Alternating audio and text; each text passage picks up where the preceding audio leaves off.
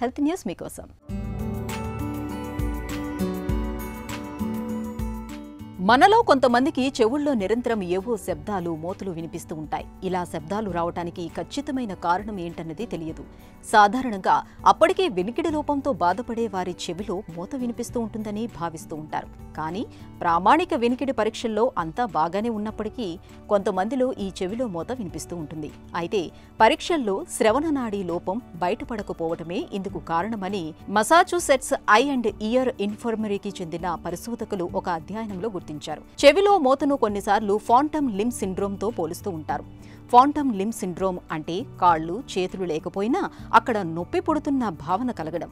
చెవిలో మోతల్ని కూడా ఒక రకంగా ఫాంటమ్ సౌండ్ అనుకోవచ్చు. లోపించిన వినికిడిని తిరిగి భర్తీ చేసుకోవటానికి మెదడు తన పనితీరును పెంచుకునే ప్రయత్నంలో భాగంగా లేని చప్పుడును వింటున్న భావనను కలిగిస్తుందని పరిశోధకులు చెబుతున్నారు. చెవిలో మోత అసలే లేనివారు, అప్పుడప్పుడు మోతల్ని వినేవారు, నిరంతరం మోతల్ని అనుభవించేవారు, ఇలా రకరకాల వ్యక్తుల్ని ఎంచుకుని పరిశోధకులు అధ్యయనం చేశారు. ప్యూర్ టోన్ ఆడియోగ్రామ్ పరీక్షల్లో అందరికీ వినికిడి మామూలుగానే ఉన్నట్లు తేలింది. కానీ లోపలి చెవిలో శ్రవణనాడి లోపాన్ని గుర్తించే ఎలక్ట్రోడ్ పరీక్షకు తక్కువగా స్పందించడం గమనార్హం. అలాగే మస్తిష్క మూలంలో చురుకుదనం కూడా పెరిగింది.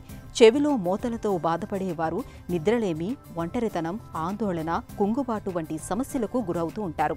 ఇవి పనిలో నైపుణ్యాన్ని, రోజువారీ జీవితాన్ని తీవ్రంగా ప్రభావితం చేస్తుంది. అందువల్ల చెవిలో మోతల్ని పూర్తిగా అర్థం చేసుకోగలిగితేనే దీనికి చికిత్స సాధ్యమవుతుంది. ఇందుకు తాజా అధ్యయనంతో ఒక ముందడుగు పడినట్లయింది.